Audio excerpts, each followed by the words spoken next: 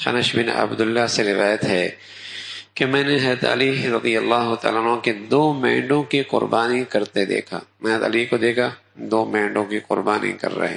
میں نے ان سے عرض کیا یہ کیا ہے، یعنی آپ کے ایک کے بجائے 2 مینڈوں کی قربانی کیوں کرتے ہیں؟ انہوں نے فرمایا رسول اللہ صلی اللہ علیہ وسلم نے مجھے وصیت فرمائی تھی کہ میں آپ کی طرف سے قربانی کیا کروں، ایک قربانی میں آپ کی جانب سے کرتا ہوں. اللہ کے نبی صلی اللہ علیہ وسلم دنیا سے پردہ فرما گئے تھے اور حضرت علی ان کی طرف سے بھی قربانی کر رہے.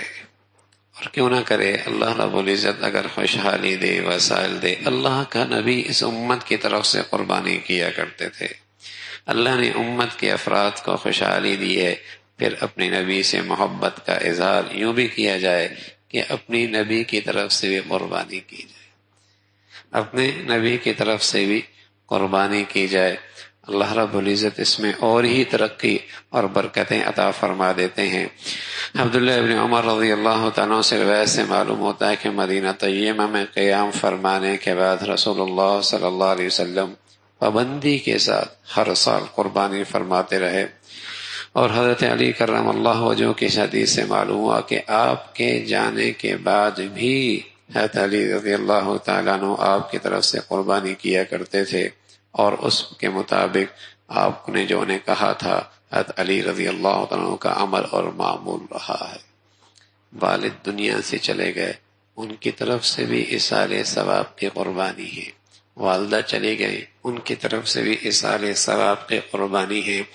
ایسے تو مسلمان اپنے ماں باپ کے لیے صدقہ کرتا ہی رہتا ہے، لیکن یہ سیزن ہے نا، یہاں اجر زیادہ ہے، بدلہ زیادہ ہے، عطا زیادہ ہے. تو ایسے موقع پہ اللہ رب العزت خوشحالی دے، فراوانی دے، تو انہیں بھی اپنی قربانی میں زندوں کے لیے بھی کر سکتے ہیں، جانے والوں کے لیے بھی کر سکتے ہیں. زندوں کے لیے بچے نابالغ ہیں، ان کی طرف سے بھی کر سکتے ہیں. سعادت کی بات ہے. تو یہ مسلمانوں کی طرف کمائی کا ایک موسم ہوتا ہے. اللہ رب العزت اس پہ خوب بہانوں سے عطا فرماتے ہیں. اللہ عمل کی توفیق نصیب فرمائے.